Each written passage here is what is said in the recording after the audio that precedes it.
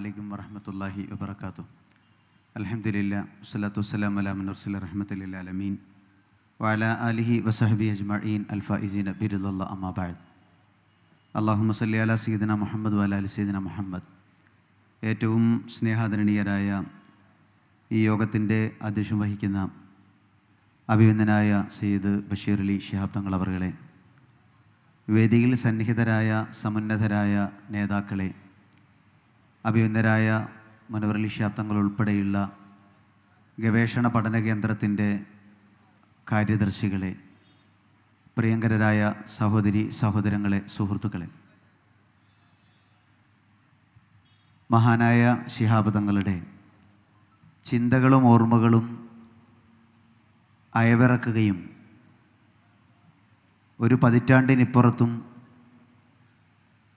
ആ ധന്യമായ ജീവിതത്തിൻ്റെ നന്മകൾ സമൂഹത്തിൽ തീർക്കുന്ന അനുരണനങ്ങളെക്കുറിച്ച് വാചാലമാവുകയും ചെയ്യുന്ന ഒരു പ്രൗഢമായ സായാഹ്നത്തിലാണ് നമ്മളൊക്കെയുള്ളത്.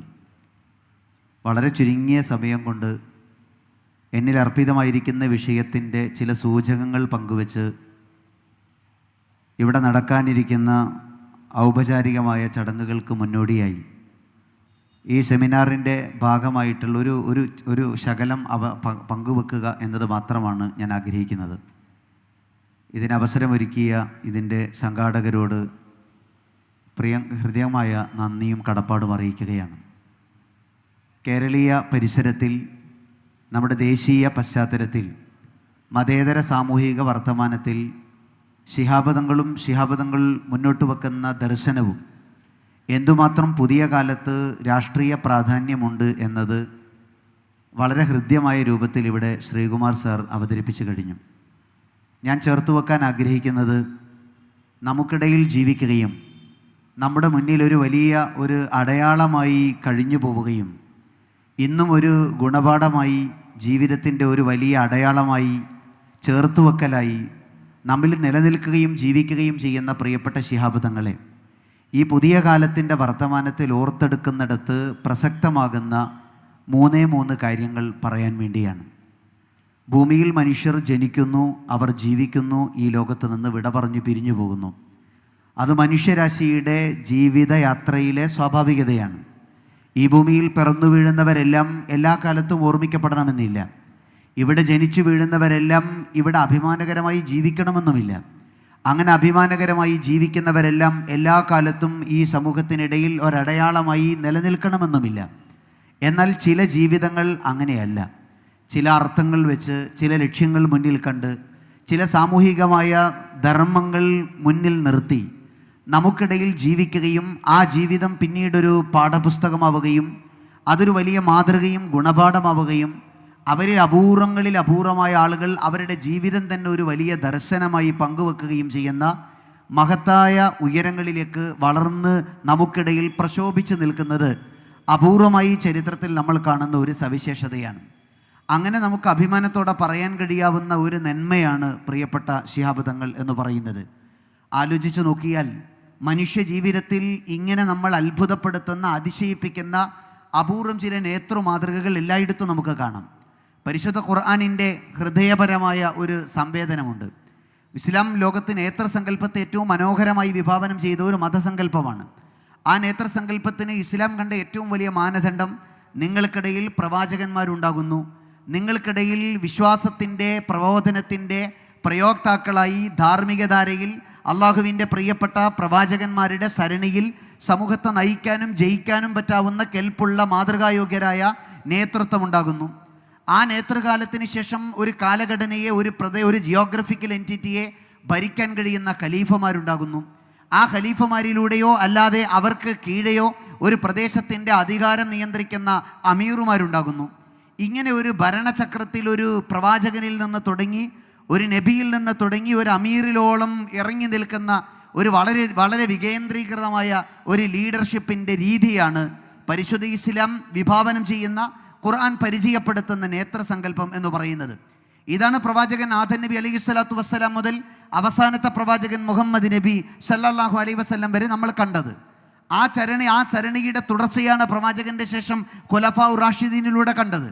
അബ്ബാസിയ അമവിയ ഖലാഫത്തിൻ്റെ അവസാന കാലം വരെ എന്നിന് ഫാത്തിമി ഭരണകൂടത്തിൻ്റെ അവസാന ഘട്ടം വരെ താർത്താരികളുടെ നേതൃത്വത്തിൽ, ചെങ്കിസ് ഖാൻ്റെ നേതൃത്വത്തിലുള്ള ഒരു സംഘം ആ പാരമ്പര്യത്തെ തച്ചുടച്ച് തീർക്കുന്നത് വരെ ചരിത്രത്തിൽ നമ്മൾ പരിചയിച്ച നേതൃസങ്കല്പത്തിൻ്റെ രീതി ഇങ്ങനെയായിരുന്നു. എന്നാൽ പരിശുദ്ധ ഇസ്ലാം, പരിശുദ്ധ ഖുർആൻ പരിചയപ്പെടുത്തുന്ന വ്യത്യസ്തമായൊരു നേതൃ മാതൃകയുണ്ട്. ആ മാതൃക ഒരു ഘട്ടത്തിൽ പ്രവാചകനായ തൻ്റെ കൂടെ ധാർമ്മിക പ്രബോധനത്തിൽ തനിക്ക് കുറച്ച് ആശയവിനിമയ ശേഷി കുറവുണ്ട് എന്ന് കണ്ട് അത് ആളുകളെ ധരിപ്പിക്കുന്നിടത്തും പരിചയപ്പെടുത്തുന്നിടത്തും അത്ര കണ്ട് ഫലിക്കുന്നില്ല എന്ന ഒരു അപകർഷതാബോധത്തിൽ പ്രിയപ്പെട്ട മൂസ നബി അലൈഹി സ്വലാത്തു വസ്സലാം അള്ളാഹുവിനോട് ചോദിക്കുന്ന ഒരു ചോദ്യമുണ്ട്. എനിക്കൊരു സഹായിയെ തരാമോ, ഒരു ഉപപ്രവാചകനായി, ഒരു സഹനായകനായി? അങ്ങനെ ആ പ്രവാചകൻ്റെ ചോദ്യത്തിനാണ് പ്രിയപ്പെട്ട പ്രവാചകർ സല്ലല്ലാഹു അലൈഹി വസല്ലമ തങ്ങൾക്ക് ആ പ്രവാചകൻ മുഹമ്മദ് നബി സല്ലല്ലാഹു അലൈഹി വസല്ലമ തങ്ങൾ പരിചയപ്പെടുത്തുന്ന മൂസ നബിയുടെ ചരിത്രത്തിൽ തനിക്ക് തൻ്റെ കൂടെയുള്ളൊരു സഹായിയെ, ഒരു സഹോദരനെ കൊണ്ട് തൻ്റെ പ്രബോധന ദൗത്യത്തെ ഫറോവയുടെ കൊട്ടാരത്തിൽ ചെന്ന് പ്രതിധ്വനി തീർക്കാൻ കഴിയുന്ന രീതിയിൽ പരിശുദ്ധ ഖുർആനിലൂടെ പരിചയപ്പെടുത്തുന്ന, അള്ളാഹു നിയോഗിക്കുന്ന ഒരു നേതൃസങ്കല്പം രൂപപ്പെടുന്നത്. അത് നമ്മൾ കണ്ടിട്ടുണ്ട്. പ്രവാചകനുള്ള കാലത്ത് ഒരു സഹപ്രവാചകൻ ഉണ്ടാവുക. എന്നാൽ ഇതിലും വ്യത്യസ്തമായൊരു നേതൃസങ്കല്പം ചരിത്രത്തിൽ ഒന്നു മാത്രം. അത് പ്രവാചകൻ ക്രിസ്തുവിന് 1000 വർഷങ്ങൾക്ക് മുമ്പ് സംഭവിക്കുന്ന ഒന്നാണ്. ശംവീൽ എന്ന് പറയുന്ന ഒരു പ്രവാചകനാണത്. ആ പ്രവാചകന് വല്ലാതെ പ്രായമായി. സമൂഹത്തെ നയിക്കാനും കൊണ്ടു നടക്കാനുമുള്ള പ്രായോഗികമായ ധാരണകളും ശേഷികളും പ്രായം കൊണ്ട് സാധിക്കാതെ പോയി. ശത്രു സൈന്യത്തിൻ്റെ അപാരമായ പോരാട്ടത്തിനിടയിൽ ഒരു നാട് കിടന്നിങ്ങനെ വല്ലാതെ പ്രകമ്പിതരായി. അവർക്ക് മുന്നോട്ട് പോകാനുള്ള വഴികളെക്കുറിച്ച് അസ്വസ്ഥത വന്നു. അവർ നേരെ ശംവീലിൻ്റെ മുന്നിൽ വന്നു.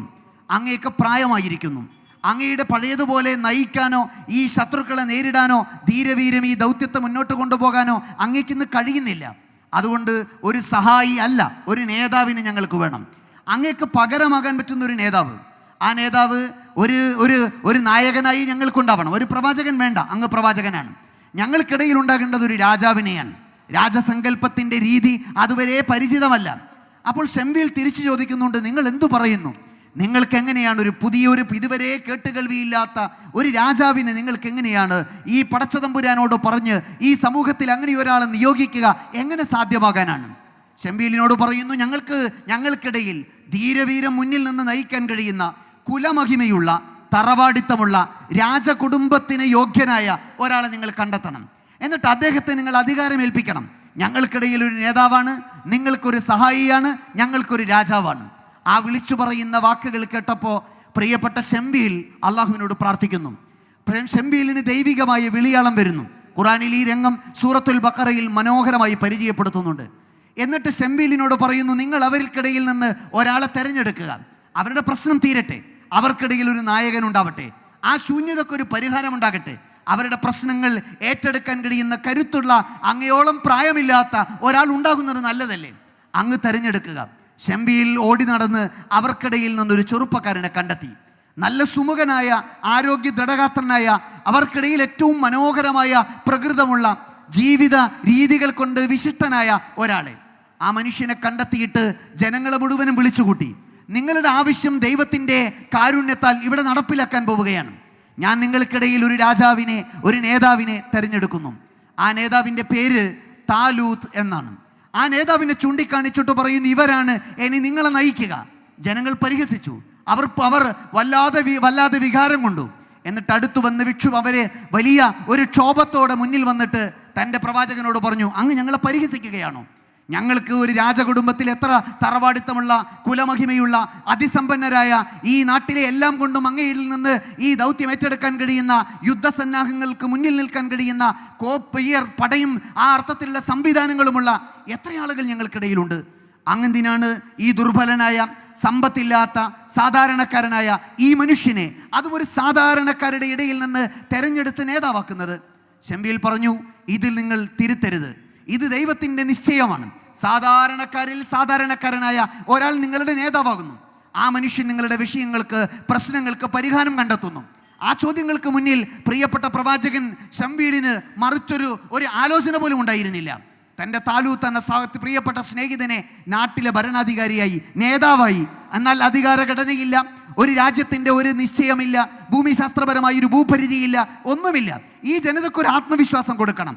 അവർക്കൊരു വിഷയം വന്നാൽ മുന്നിൽ നിൽക്കണം. ആ ദൗത്യമേൽപ്പിക്കുകയാണ്. ഷംബീലാകെ വല്ലാത്ത അസ്വസ്ഥനായി. ജനതയ്ക്ക് ഇഷ്ടമില്ലാതെ എങ്ങനെയാണ് ഒരു നേതാവിനെ കൊടുക്കുക? അവരാഗ്രഹിക്കുന്ന നേതൃത്വത്തെ കൊടുക്കാൻ കഴിയാത്തത് എന്നെ സംബന്ധിച്ചിടത്തോളം വലിയൊരു ആശങ്കയാണ്. ആ സമയത്ത് പരിശുദ്ധ ഖുർആനിലൂടെ പരിചയപ്പെടുത്തുന്ന ദൈവികമായൊരു വചനമുണ്ട്. പ്രവാചകർ സല്ലല്ലാഹു അലൈഹി വസല്ലമ തങ്ങളെ കഥ പറയുകയാണ്. ഷംബീലിനോട് ദൈവം പറഞ്ഞു അത്രേ, അല്ല, അങ്ങ് അവരോട് പറയുക, വസാദഹുല്ലാഹു ബസ്തതം ഫിൽ ഇൽമി വബസ്തതം ഫിൽ ജിസ്ം. ആ നേതാവിന് 2 ഗുണങ്ങളുണ്ടെന്ന് നബിയെ അങ്ങ് ഉറക്കെ പറ. അവർക്കൊരു പക്ഷേ സമ്പത്തില്ലായിരിക്കാം, അവരൊരു പക്ഷേ രാജകുടുംബത്തിൽപ്പെട്ടവരായിരിക്കില്ല, പക്ഷേ ഒരു നേതാവാകാനുള്ള എല്ലാം അവരുടെ കയ്യിലുണ്ട്. ആ നേതാവാകാനുള്ള സർവശേഷിയും അവർക്കുണ്ട്. കാരണം വസാദഹുല്ലാഹ്, പരമകാരുണികനായ നാഥൻ അവർക്ക് 2 കാര്യങ്ങൾ നൽകിയിട്ടുണ്ട്. ഒന്ന് ബസ്തത്തും ഫിൽ ജിസ്ം, 2 ബസ്തത്തും ഫിൽ ഇൽം. ഒന്ന് ശരീരത്തിൽ വല്ലാത്ത ഭംഗി നൽകിയിട്ടുണ്ട്, ആകാര സൗഷ്ഠവമുണ്ട്.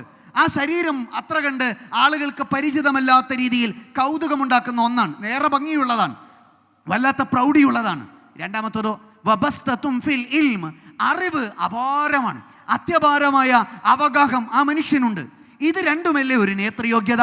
അങ്ങൊരു പ്രവാചകനല്ലെങ്കിൽ, അങ്ങൊരു ഖലീഫയല്ല തെരഞ്ഞെടുക്കുന്നതെങ്കിൽ യോഗ്യനായ നേതാവിന് 2 ഗുണമല്ലേ വേണ്ടത്?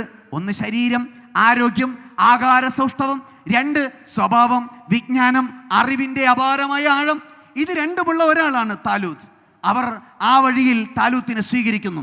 താലൂത്തിൽ ഈ 2 ഗുണങ്ങൾ വെച്ച് ആ സമൂഹത്തെ നയിക്കുന്നു. അവരുടെ ശത്രു സൈന്യത്തെ പരാജയപ്പെടുത്തുന്നു. വലിയ വിജയം കൊണ്ട് വനസറഹുല്ലാഹ്, പരമകാരുണികനായ അല്ലാഹു വല്ലാതെ സഹായിക്കുന്നു. ആ മനുഷ്യൻ എന്ത് ദൗത്യത്തെയാണോ ഏറ്റെടുത്തത്, ജനം മുഴുവൻ നെഞ്ചേറ്റുന്ന രീതിയിൽ താലൂത്ത് ആ ദൗത്യത്തെ ഭംഗിയായി പൂർത്തിയാക്കുന്നു. ഖുർആൻ സൂറത്തുൽ ബഖറയിലൂടെ പരിചയപ്പെടുത്തുന്ന ഒരു നേതൃസങ്കല്പമാണിത്. ഈ നേതൃസങ്കല്പത്തെ വിലയിരുത്തുന്ന പണ്ഡിതന്മാർ പറയുന്ന ഒന്നുണ്ട്. മനുഷ്യ സമൂഹത്തിൽ ജനങ്ങൾക്ക് ആവശ്യങ്ങൾ വരുമ്പോൾ, പ്രതിസന്ധികൾ വരുമ്പോൾ, അസ്വസ്ഥതകൾ ഉണ്ടാകുമ്പോൾ അവർക്കൊരു ഘട്ടത്തിൽ അവരെ താങ്ങാനും അവർക്ക് ആത്മവിശ്വാസം കൊടുക്കാനുമുള്ള ഒരു നല്ല നേതൃമാതൃക ഉണ്ടാകണം എന്നാഗ്രഹിക്കുമ്പോൾ താലൂത്തുമാരുടെ മാതൃകകൾ സമൂഹത്തിൽ ഉണ്ടാവുക സ്വാഭാവികമാണ്. ചരിത്രത്തിലെ എല്ലാ ഘട്ടങ്ങളിലും നമുക്കത് കാണാം. ആ പാരമ്പര്യത്തിൻ്റെ ഗരിമ അത് സമൂഹത്തിൽ ഇങ്ങനെ തുടർന്നുകൊണ്ടിരിക്കും. അവർ പതിറ്റാണ്ടുകളിലും നൂറ്റാണ്ടുകളിലും മനുഷ്യ സമൂഹത്തിൽ മാറ്റമുണ്ടാക്കും. അങ്ങനെ സമൂഹത്തിൽ മാറ്റമുണ്ടാക്കിയ ഒരുപാട് നേതാക്കളെ ചരിത്രത്തിൽ നമ്മൾ അത്ഭുതത്തോടെ വായിക്കാറുണ്ട്. 5-15 നൂറ്റാണ്ടുകൾക്ക് മുമ്പ് അങ്ങ് യമനിൽ അഹമ്മദ് ശിഹാബ് അക്ബർ എന്ന് പറയുന്ന പ്രഗത്ഭനായ ഒരു സ്വാത്വികനായ പണ്ഡിതൻ, ആത്മീയാചാര്യൻ, അറിവിൻ്റെ അവഗാഹം, ആ അർത്ഥത്തിൽ ആഴമേറിയ ധാരണയുള്ള ഒരു വലിയ നേതാവ്, അങ്ങ് തെരീമിലെ യമനിലെ മണ്ണിൽ നിന്ന് തുടക്കം കുറിച്ച ആ പൂർവ്വ പാരമ്പര്യത്തിൻ്റെ നേതൃമാതൃകയാണ് നമ്മൾ ഇന്നോർക്കുന്ന പ്രിയങ്കരനായ ശിഹാബ് തങ്ങളിലൂടെ സമൂഹത്തിലേക്ക് തുടർന്ന് ആ നൈരന്തര്യത്തിൻ്റെ വിശുദ്ധിയിലൂടെ സമൂഹത്തിന് കൈമാറിയ നേതൃത്വം. അതൊരു ലോക മാതൃകയാണ്. മനുഷ്യർക്കിടയിൽ ഒരു നേതാവ് ജനിക്കുന്ന, നേതാവ് നിലനിൽക്കുന്ന, നേതാവ് അതിജയിക്കുന്നതിൻ്റെ മഹിതമായ മാതൃക. നോക്കൂ നിങ്ങൾ, അഹമ്മദ് ശിഹാബ് അക്ബർ എന്ന് വിളിക്കുന്ന ആ മനുഷ്യനെ ചേർത്താണ് ശിഹാബുദ്ദീൻ എന്ന കബീലയുടെ പേര് പോലും ചേർത്ത് വിളിക്കുന്നത്. ശിഹാബുദ്ദീൻ എന്ന് യമനിലെ തെരീമുകാർ വിളിക്കാൻ ഒരു കാരണമുണ്ട്. അതേ ആ കാലഘട്ടം വരെ മുഹിയുദ്ദീൻ എന്ന് വിളിച്ചിരുന്നത് പോലെ ശിഹാബുദ്ദീൻ എന്ന് വിളിക്കാനൊരു നേതാവ് അഹമ്മദ് ശിഹാബ് അക്ബർ എന്ന് പറയുന്ന ഒരാളുണ്ടാകുന്നു. ആ നേതാവിനെ ചൂണ്ടിക്കാണിച്ചിട്ട് വിളിച്ചു പറയുന്നു, മതത്തിൻ്റെ, സംസ്കാരത്തിൻ്റെ ഒളിയാണ്, വെളിച്ചമാണ് ഈ മനുഷ്യൻ. ആ വെളിച്ചം അങ്ങനെ തുടരുകയാണ്. ആ ശിഹാബുദ്ദീൻ എന്ന അനുഗ്രഹീതമായ പാരമ്പര്യത്തിൻ്റെ കണ്ണിയിലാണ് അങ്ങനെ ആ മനോഹരമായ ആ ചരിത്രപരമായ തുടർച്ചയുണ്ടാകുന്നത്. അത് സംസ്കാരത്തിൻ്റെ ഒളിയാണ്, അത് മതത്തിൻ്റെ വെളിച്ചമാണ്, അത് സാമൂഹികമായ ഒരു വലിയ സമ്പന്നമായ മാനവിക സംസ്കാരത്തിൻ്റെ പ്രകാശമാണ്. ആ പ്രകാശം കൊണ്ടു നടക്കാൻ ഓരോ കാലഘട്ടങ്ങളിൽ ഓരോരുത്തരുണ്ടാകുന്നു. അത് ശിഹാബ് കബീലയിലുള്ളവർ മാത്രമായിരുന്നില്ല.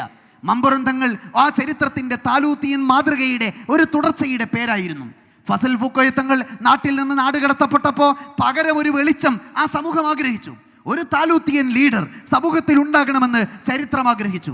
ആ ആഗ്രഹത്തിൻ്റെ തുടർച്ചയാണ് അങ്ങ് മമ്പുറത്ത് നിന്ന് ഇങ്ങ് മലപ്പുറത്തെ പാണക്കാടിലേക്ക് വഴിമാറിയ ആ നേതൃമാതൃകയുടെ ഗരിമ.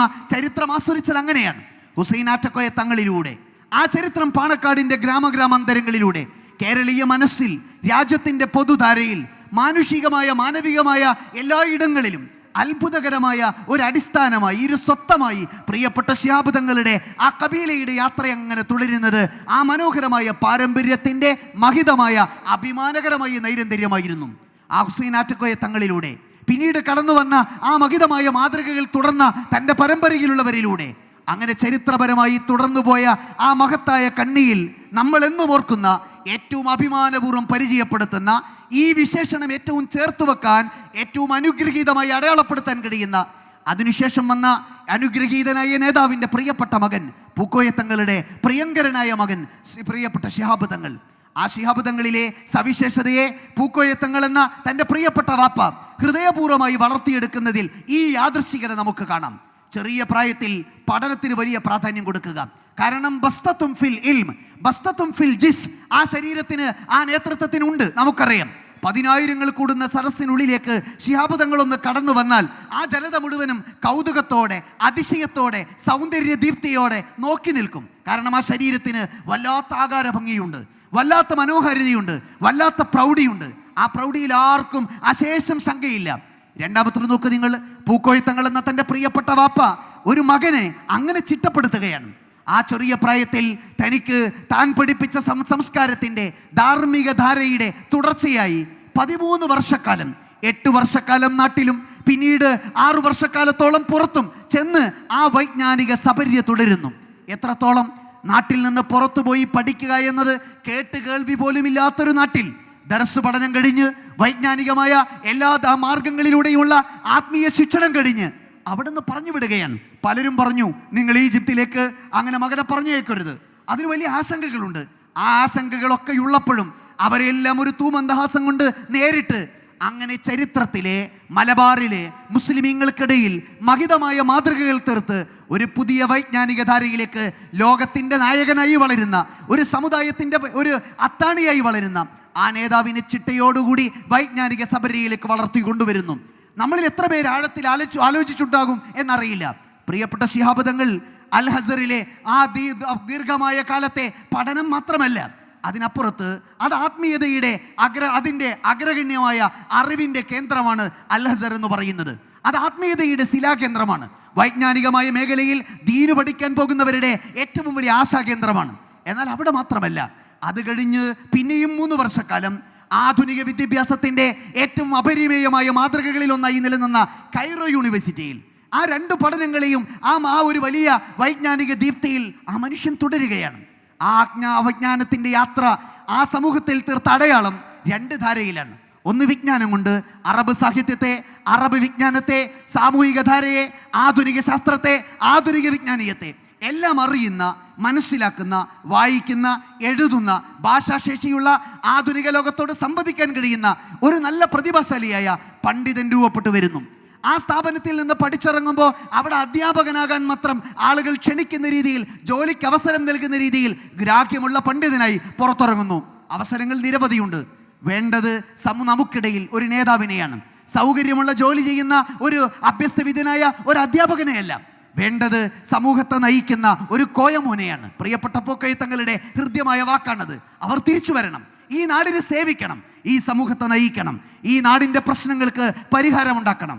അങ്ങനെ തിരിച്ചു വന്ന് ചെറിയ പ്രായത്തിൽ ആ സമൂഹത്തിൻ്റെ ദൗത്യത്തിലേക്ക് ഒരു യാദൃശ്ചികതയെന്നോണം, അതുപോലെ ഒരു നിമിത്തമെന്നോണം, തീരുമാനിച്ചുറപ്പിച്ച അള്ളാഹുവിൻ്റെ വല്ലാത്ത നിയോഗമെന്നോണം 39ാമത്തെ വയസ്സിൽ ഈ അനുഗ്രഹീതമായ പ്രസ്ഥാനത്തിൻ്റെ അമരത്തേക്ക് വന്ന നമ്മുടെ പ്രിയങ്കരനായ നേതാവ് ഈ പാരമ്പര്യത്തിൻ്റെ, പരിശുദ്ധ ഖുർആൻ പരിചയപ്പെടുത്തിയ ഈ ആത്മീയ ധാരയുടെ, ഈ നേതൃനിർമ്മിതിയുടെ തുടർച്ചയല്ലാതെ മറ്റെന്താവാനാണ് സാധ്യത?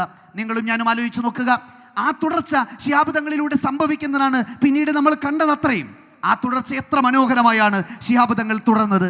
ആ മനോഹരമായ പാരമ്പര്യത്തിന് എത്ര സുന്ദരമായാണ് ഒരു നൈരന്തര്യം ഉണ്ടാകുന്നത്. അത് നിർവഹിക്കുന്ന ദൗത്യം പ്രവാചകർ സല്ലല്ലാഹു അലൈഹി വസല്ലം പ്രവാചകീയ മാതൃകയിലേക്ക് പോയാൽ 40 വയസ്സുവരെ ഇസ്ലാം എന്ന ആശയത്തെ പ്രഘോഷണം ചെയ്തിട്ടില്ല, പ്രബോധനം നടത്തിയിട്ടില്ല. ഖുർആൻ പ്രവാചകന്റെ കയ്യിലില്ല. ഇസ്ലാമിക പ്രബോധനം പ്രവാചകൻ ഏറ്റെടുത്തിട്ടേയില്ല.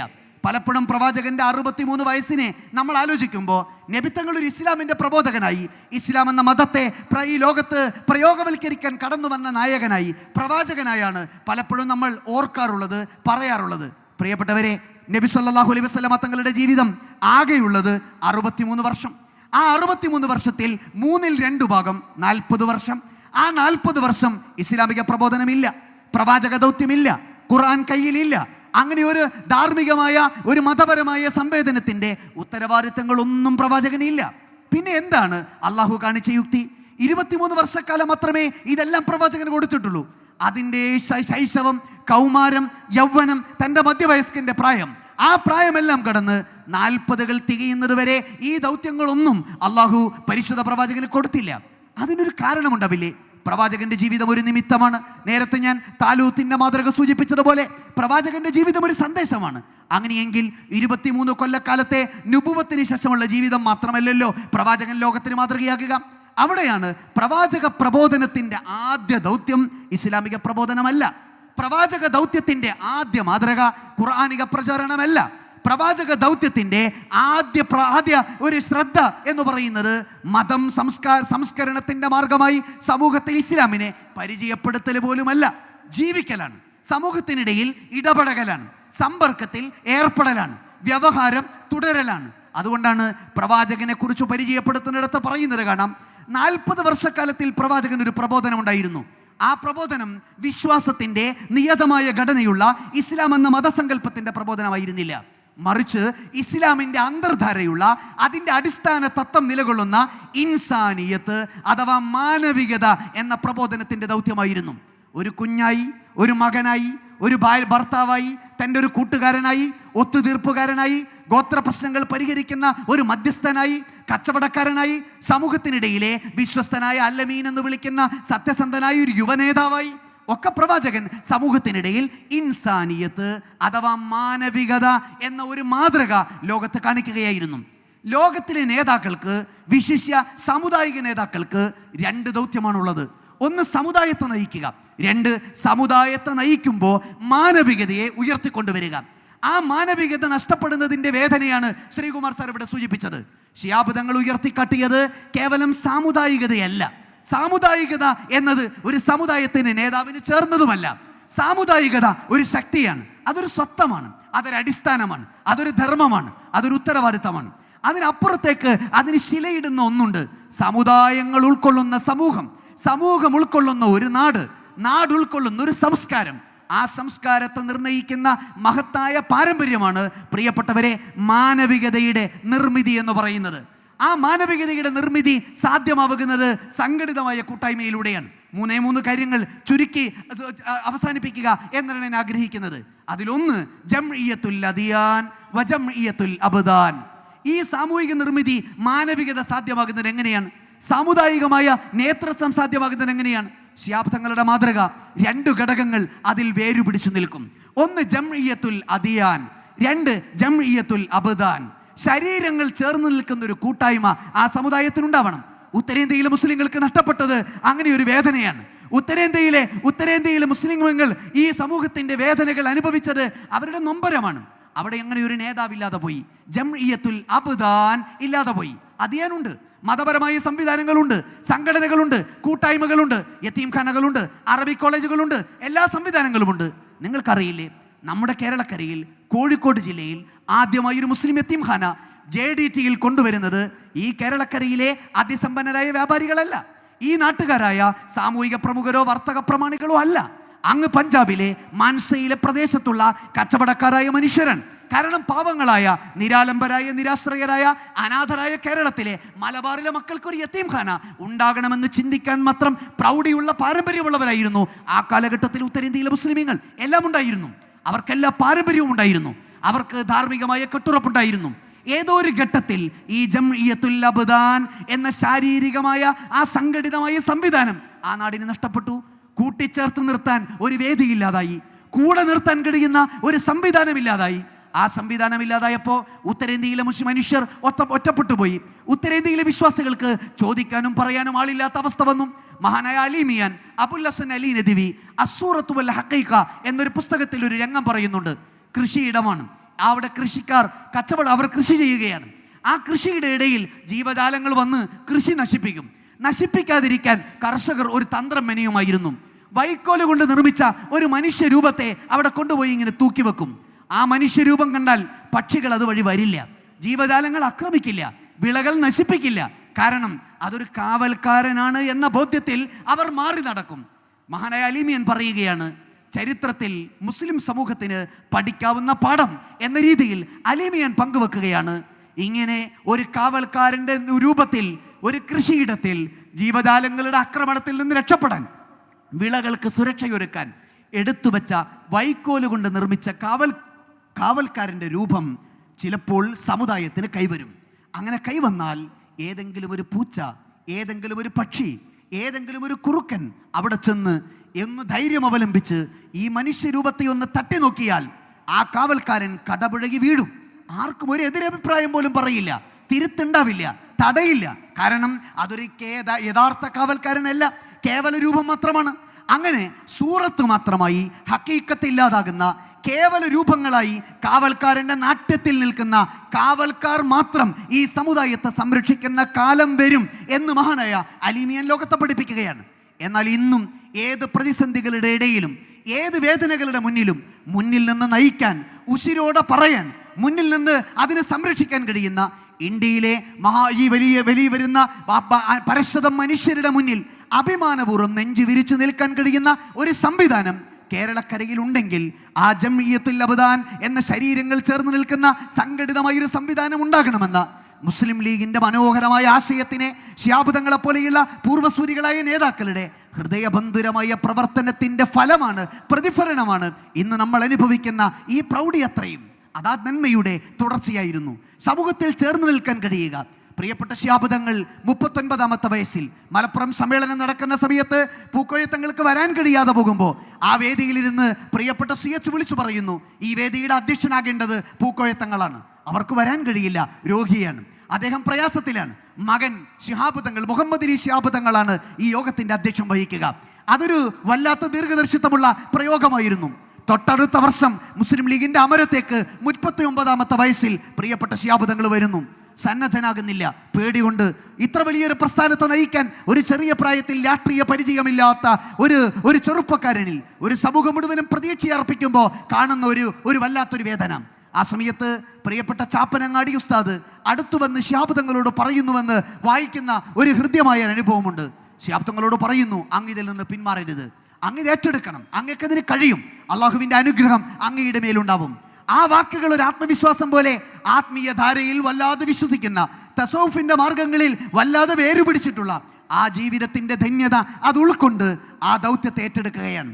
മുസ്ലിം സമൂഹ CH മുഹമ്മദ് കോയ സാഹിബ് ഉൾപ്പെടെയുള്ള അനുഗ്രഹീതരായ നേതാക്കളുടെ ആ വലിയ ആശയത്തെ സ്വീകരിച്ച് ഈ പ്രസ്ഥാനത്തിന്റെ അമരത്തേക്ക് വരികയാണ്. പിന്നീട് നിങ്ങൾ നോക്ക്, ആ ചരിത്രം തുടരുന്ന ഘട്ടങ്ങളിലെല്ലാം എവിടെയെല്ലാം പ്രതിസന്ധി ഉണ്ടായോ അവിടെയെല്ലാം ഈ ജംഇയ്യത്തുൽ അദിയാൻ മത സംവിധാനങ്ങൾ, അതിൽ ഈ ആശയപരമായ വ്യത്യസ്തതകൾക്ക് ഒരു പ്രസക്തിയുമില്ല. വ്യത്യസ്തമായ ധാരകളിൽ മുസ്ലിം സമുദായത്തിനുള്ളിലുള്ള എല്ലാവരെയും ചേർത്ത് നിർത്തി, എല്ലാ പണ്ഡിത മാർഗങ്ങളെയും ചേർത്ത് നിർത്തി, എല്ലാ ധാർമ്മിക വഴികളെയും ചേർത്ത് നിർത്തി അവർക്കിടയിൽ ഒരു നന്മയുടെ വെളിച്ചമായി ആ മനുഷ്യൻ അങ്ങനെ യാത്ര തുടർന്നു. പ്രതിസന്ധി മുന്നിൽ കനത്തു നിന്ന സമയം, വിഭജനത്തിൻ്റെയും ആ അർത്ഥത്തിൽ സംഘടനാപരമായ വൈവിധ്യങ്ങളുടെയും വിരോധങ്ങളുടെയും പേരിൽ വലിയ അടിയൊഴുക്കുകൾ ഉണ്ടായ ഒരു കാലം. കോഴിക്കോട്ടെ സമ്മേളന നഗരിയിൽ എഴുന്നേറ്റ് നിൽക്കുമ്പോൾ അങ്ങനെ വലിയൊരു ആശങ്കയോടെ എന്താകും ഈ പ്രസ്ഥാനത്തിൻ്റെ ഭാവി എന്ന് ആളുകൾ ശങ്കിക്കുന്നൊരു സമയത്ത് ശിഹാബുതങ്ങൾ വിളിച്ചു നേർത്ത സമ്മേളനത്തിൻ്റെ ഒടുവിൽ മുന്നിൽ വന്ന് അതേ ചാപ്പനങ്ങാടി ഉസ്താദ് വന്ന് പ്രാർത്ഥിക്കുന്നു. ആ പ്രാർത്ഥന കൊണ്ട് അതൊരു ഹൃദ്യമായ അനുഗ്രഹം പോലെ കൈമാറുന്നു. മഹാനായ സിദ്ദീഖ് ഹസൻ സാഹിബ് പറയുന്ന ഒരു ഹൃദ്യമായൊരു വചനമുണ്ട്. ആ സിദ്ദീഖ് ഹസൻ സാഹിബ് പറയുന്നത്, പ്രിയപ്പെട്ട നേതാവ് അതൊരു സമുദായത്തിൻ്റെ നേതാവ് എന്ന നിലയിലല്ല ഞങ്ങൾ ശിഹാബുതങ്ങളെ കാണുന്നത്. അദ്ദേഹം ഒരു സമുദായത്തിനപ്പുറത്തേക്ക്, സാമുദായികമായ പരിസരത്തിനപ്പുറത്തേക്ക്, പരികൽപ്പനകൾക്കപ്പുറത്തേക്ക് ഒരു സമുദായത്തിൻ്റെ അല്ലെങ്കിൽ ഒരു സാമുദായിക സംഘടനയുടെ നേതാവ് എന്ന ചെറിയ വൃത്തത്തിനപ്പുറത്തേക്ക് ഒരു സമുദായത്തിൻ്റെയും ആ സമുദായത്തിന് ആത്മവിശ്വാസം നൽകുന്ന സാമൂഹിക പരിസരത്തിൻ്റെയും അമരത്തിരിക്കാൻ കഴിയുന്ന നേതാവ് എന്ന നിലയിൽ ആവശ്യമായ ചരിത്രത്തെ ഏറ്റെടുക്കാൻ കഴിയുന്ന രീതിയിൽ ആശയപരമായി വൈവിധ്യങ്ങൾ ഉണ്ടായിരുന്ന മതസമുദായത്തിനുള്ളിലുള്ള സംഘടനകൾക്കിടയിൽ പോലും ആ മനുഷ്യൻ നേത്രഗരിമയോടെ വേരുപിടിച്ചത് ഞാനിപ്പറഞ്ഞ വല്ലാത്ത സഹകരണത്തിൻ്റെ, പരസ്പര പൂരകത്വത്തിൻ്റെ ആ നന്മ നിറഞ്ഞ മാതൃകയായിരുന്നു. മുസ്ലിം ലീഗ് എപ്പോഴും മതം പ്രയാസപ്പെടുന്നിടത്ത് ഒരു രാഷ്ട്രീയ സംവിധാനമായി മുന്നിൽ നിന്നിരുന്നു. മതം പറയാനല്ല, മനുഷ്യർക്ക് ആത്മവിശ്വാസം നൽകാൻ. മതം പ്രയാസപ്പെടുന്നിടത്തെല്ലാം രാഷ്ട്രീയം എന്ന നിലയിൽ ഈ സംവിധാനം മുന്നിൽ നിന്നിരുന്നു. അതുപോലെ രാഷ്ട്രീയത്തിൽ പ്രതിസന്ധി ഉണ്ടാകുന്ന കാലത്തെല്ലാം മതമേഖലയിലുള്ള വിഭിന്ന ധാരയിലുള്ള പണ്ഡിതന്മാർ ആ രാഷ്ട്രീയ പ്രസ്ഥാനത്തോട് ചേർന്ന് നിന്നിരുന്നു. ഇതൊരു വല്ലാത്ത ധാർമ്മികമായ സ്നേഹ പരിസരമാണ്. അത് മുന്നോട്ട് പോകുന്നത് ഒന്നിച്ചുണ്ടാകണമെന്ന ഗുണപരമായ നന്മയാണ്. രണ്ടും ഒന്നല്ല, എന്നാൽ രണ്ടിനെയും പരസ്പരം ശക്തിപ്പെടുത്തുന്ന ഒരു നന്മയുടെ ധാര അവർക്കിടയിൽ ഉണ്ടായിരുന്നു. ആ സൗന്ദര്യമാണ് ഉത്തരേന്ത്യയിൽ ഇല്ലാത്തതും കേരളത്തിലുള്ളതും. ആ ഒരു കരുത്താണ് പൂർവികമായ പാരമ്പര്യത്തിൽ നിന്ന് എല്ലാം ഉണ്ടായിരുന്ന ഉത്തരേന്ത്യയിൽ ഒന്നും എന്നും കയ്യിൽ പിടിക്കാൻ കഴിയാത്ത രീതിയിൽ അവസരാകുന്ന ഒരു ജനതയായി അവർ മാറിയതും നമ്മൾ ശക്തരായി ഒന്നിച്ചു നിൽക്കാൻ കഴിയുന്ന, കരുത്തോടെ ചേർന്ന് നിൽക്കാൻ നമുക്ക് സാധിക്കുന്നതും പ്രിയപ്പെട്ടവരെ ആ നന്മ കൊണ്ടാണ്. ആ നന്മ നിലനിൽക്കുന്നിടത്ത് ശിഹാബ് തങ്ങൾ ഉയർത്തിക്കാട്ടിയ മഹത്തായ ദർശനം, അത് പ്രവാചകൻ 40 വയസ്സുവരെ ലോകത്തിന് പരിചയപ്പെടുത്തിയ ഇൻസാനിയത്ത്, മാനവികത എന്ന് പറയുന്ന മഹത്തായ ദർശനമായിരുന്നു. ചരിത്രം പറയേണ്ടതില്ല. ശിഹാബ് തങ്ങളുടെ ജീവിതം ഇവിടെ ഇരിക്കുന്ന ഓരോരുത്തർക്കും അത്രമേൽ ഹൃദ്യമാണ്. അങ്ങനെ ഒരുപാട് തവണ നമ്മൾ കേട്ടതാണ്, ഞാൻ ആവർത്തിക്കുന്നേയില്ല. പ്രിയപ്പെട്ട ശിഹാബ് തങ്ങൾ ചേർത്ത് വെക്കുന്ന മാനവിക പരിസരത്തിന് വർത്തമാന ലോകത്ത് ഏറെ ഹൃദയത്തോട് ചേർത്ത് വെച്ച് നമ്മളത് ഉറക്കെ പറയേണ്ടിയിരിക്കുന്നു എന്ന് പറയാൻ. സമുദായത്തിനകത്ത്, സമുദായങ്ങൾ തമ്മിൽ, സമുദായത്തിൻ്റെ നേതൃത്വം നൽകുന്ന സംഘടനകളുടെ ഉള്ളിൽ 3 തരത്തിലാണ് സാമുദായിക നേതാക്കൾ എല്ലാ കാലഘട്ടത്തിലും പ്രതിസന്ധികൾ നേരിട്ടത്. ഒന്ന്, സമുദായങ്ങൾ തമ്മിലുള്ള സ്പർദ്ധയാണ്, പ്രശ്നമാണ്. ബാബരി മസ്ജിദ് വന്ന പ്രശ്നം പോലെ മറ്റു സമാനമായ പ്രശ്നങ്ങൾ നമുക്കിടയിൽ വ്യാപകമായ കാലത്തെല്ലാം നമ്മൾ നേരിടുന്നത് പോലെ. 2, സമുദായത്തിനകത്താണ് വിഭിന്ന സംഘടനകൾ തമ്മിലുള്ള അനൈക്യം കൊണ്ട്, തമ്മിലുള്ള വലിയ അകലം കൊണ്ടുണ്ടായ മുറിവുകൾ. 3-മത്തേത് സമുദായത്തിൻ്റെ സംഘടനയുടെ ഉള്ളിൽ അനുഭവിക്കുന്ന പ്രശ്നം. ചരിത്രത്തിൽ ഈ 3 പ്രശ്നങ്ങളെയും ജീവിതം കൊണ്ട് നേരിടേണ്ടി വന്ന അപൂർവ നേതാക്കളിൽ ഒരാളാണ് പ്രിയപ്പെട്ട ശിഹാബ് തങ്ങൾ. സമുദായങ്ങൾ തമ്മിൽ കത്തിയമരുന്ന പ്രശ്നങ്ങൾ വന്ന സമയത്ത് നേതൃഗരിമയോടെ ആ ബാബരിയുടെ വല്ലാതെ വിറങ്ങലിച്ച സമയത്ത് പോലും പ്രിയപ്പെട്ട ശിഹാബ് തങ്ങൾ കാണിച്ച സാമുദായിക സ്നേഹത്തിൻ്റെ, സമുദായങ്ങൾ തമ്മിലുള്ള സൗഹൃദത്തിൻ്റെ, മാനവികമായ ചേർത്ത് നിർത്തലിൻ്റെ മഹിതമായ മാതൃക കാണിച്ച ആദ്യത്തെ നേതൃമാതൃക. 2, സമുദായങ്ങൾക്കുള്ളിൽ സംഘടനകൾ കൊണ്ടുള്ള വൈജാത്യം കൊണ്ട് വലിയ അകലങ്ങൾ ഉണ്ടായിരുന്ന ഒരു കാലത്ത് ചേർത്ത് നിർത്താൻ, ഐക്യമുണ്ടാക്കാൻ, ഒന്നിച്ചുള്ള പരിസരങ്ങൾ ഉണ്ടാക്കാൻ, ചെറിയ ചെറിയ വിയോജിപ്പുകൾ കൊണ്ട് പരസ്പരം കലഹിക്കാതിരിക്കാൻ ഒരു സമുദായത്തെ ചേർത്ത് നിർത്തുന്ന എല്ലാവരുടെയും പ്രിയപ്പെട്ട നേതാവായി പ്രിയപ്പെട്ട ശിഹാബ് തങ്ങൾ മാറിയത് ആ 2-മത്തെ നേതൃദൗത്യം മനോഹരമായി നിർവഹിച്ചതിൻ്റെ വിജയമായിരുന്നു. 3-മത്തേത് സംഘടനക്കകത്ത് ഇന്ന് കാണുന്നതിനേക്കാൾ എത്ര വലിയ പ്രതിസന്ധി. തെരഞ്ഞെടുത്ത് ഭരണസിരാ കേന്ദ്രത്തിലേക്ക് പോയ MLA-മാരുൾപ്പെടെ ഒരു സുപ്രഭാതത്തിൽ നിങ്ങളോടൊപ്പമില്ല എന്ന് പറഞ്ഞ് ഇറങ്ങി നടക്കുന്ന ഒരു കാലം, അവർ മറ്റു ചേരിയിലേക്ക് വഴിമാറിപ്പോകുന്ന ഒരു കാലം, രാജ്യത്തിൻ്റെ ചക്രം പോലും തിരിച്ചു കറങ്ങുന്ന സമയം, അത്ര വലിയ രൂക്ഷമായ പ്രതിസന്ധികളെ കൂടെ നിന്ന് നേരിട്ട, ശാന്ത സൗമ്യമായി അതിന് പരിഹാരം കണ്ടെത്തിയ പ്രിയപ്പെട്ട നേതാവാണ് ശിഹാബ് തങ്ങൾ എന്ന് പറയുന്നത്. സംഘടനകൾക്കകത്ത് പ്രശ്നം, സംഘടനകൾക്കിടയിൽ പ്രശ്നം, സമുദായങ്ങൾക്കുള്ളിൽ പ്രശ്നം, സമുദായങ്ങൾ തമ്മിൽ പ്രശ്നം, ഇതിനെയെല്ലാം ഒരുപോലെ ജീവിതത്തിൻ്റെ തൻ്റെ 3.5 പതിറ്റാണ്ട് കൊണ്ട് ഇത്തരം മേഖലകളെയെല്ലാം നേരിടാൻ, ജയിക്കാൻ, വിജയിക്കാൻ, വലിയ വലിയ വീഴ്ചകളിൽ നിന്ന് സമൂഹത്തെ കരപിടിച്ച് കയറ്റാൻ, അവർക്ക് ശക്തി പകരാൻ, എല്ലാത്തിനും ജീവിതം നിമിത്തമാക്കിയ ആ വല്ലാത്ത ഒരു നേതൃമാതൃകയുടെ അനൽപമായ, അതുല്യമായ ഉദാഹരണമായിരുന്നു പ്രിയപ്പെട്ട ശിഹാബ് തങ്ങൾ എന്ന് പറയുന്നത്. ഓർക്കുക, ഇത് നമുക്കൊരു ഓർമ്മയാണ്. നമ്മുടെ ഉള്ളിൽ വീണ്ടും വീണ്ടും ഒരു തീയായി വളരേണ്ടുന്ന ജീവസുറ്റ ഓർമ്മയുടെ ഒരു വല്ലാത്ത ചൈതന്യവത്തായ ഒരു ഓർമ്മപ്പെടുത്തൽ. നമ്മൾ അങ്ങനെ മാറി സമൂഹത്തെ സംഘടിപ്പിച്ച് ഒന്നിച്ചു നിന്ന് ആ ശിഹാബ് തങ്ങളുടെ മാതൃക നമ്മളിലൂടെ തുടരണമെന്ന് ലോകത്തോട് പറയാൻ കഴിയുന്ന ആത്മീയ നിർവൃതി.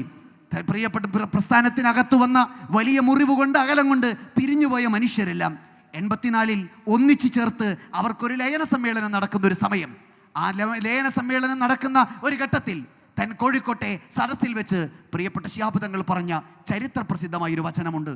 പുതിയ കാലത്ത് സംഘടനകൾ കൊണ്ട്, സംവിധാനങ്ങൾ കൊണ്ട്, വ്യക്തിപരമായ വ്യത്യാസങ്ങൾ കൊണ്ട്, ആശയപരമായ വൈരുദ്ധ്യങ്ങൾ കൊണ്ട് കൂടുതൽ കൂടുതൽ മുറിവുകളും അകലങ്ങളും സമൂഹ മധ്യത്തിൽ രൂപപ്പെട്ടു വരുന്ന പുതിയ കാലത്ത് ശിഹാബ് തങ്ങൾ ദാർശനികമായി പറഞ്ഞ ഒരു വല്ലാത്തൊരു വാക്ക്: മറക്കുക, പൊറുക്കുക.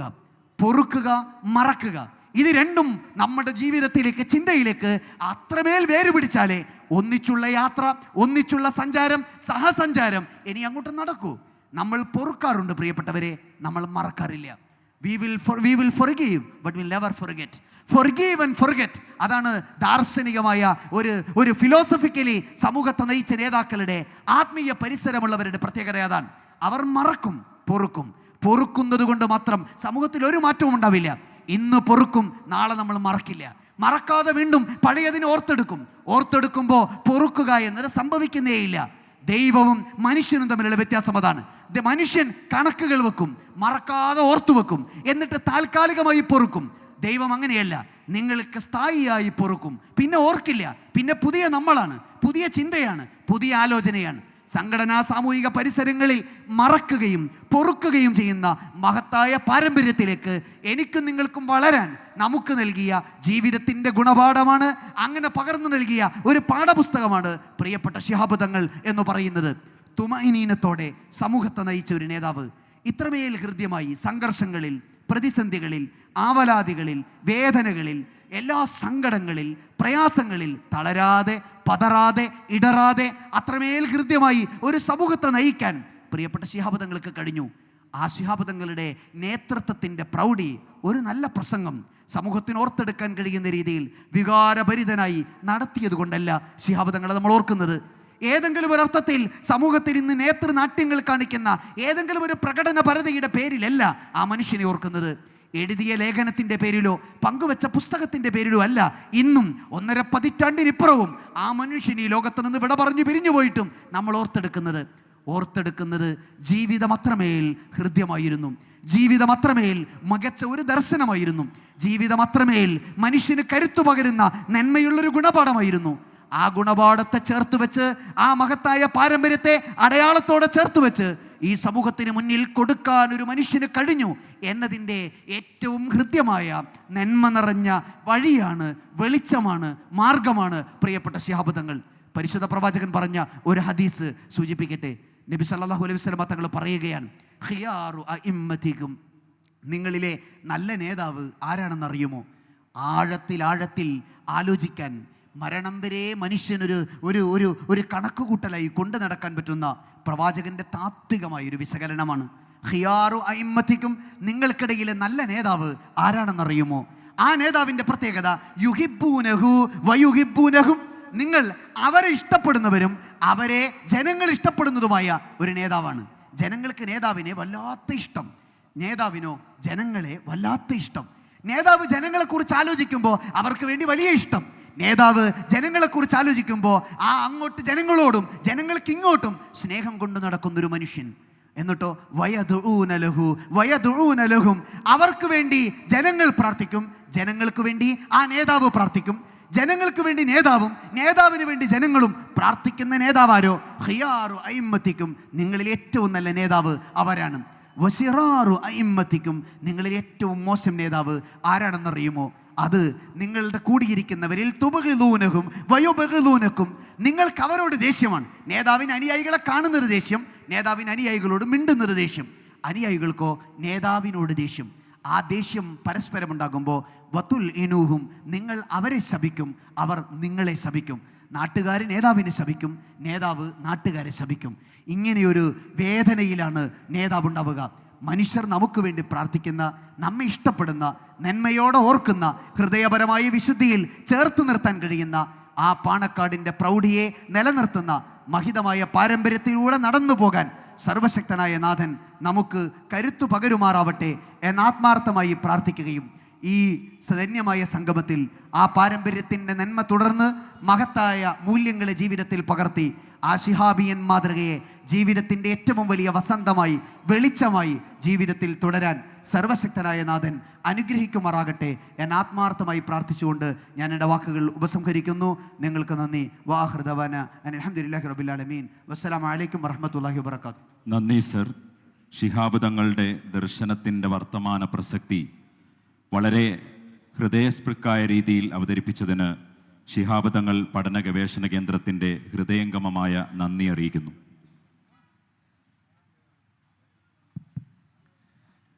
പ്രിയമുള്ളവരെ, നമ്മുടെ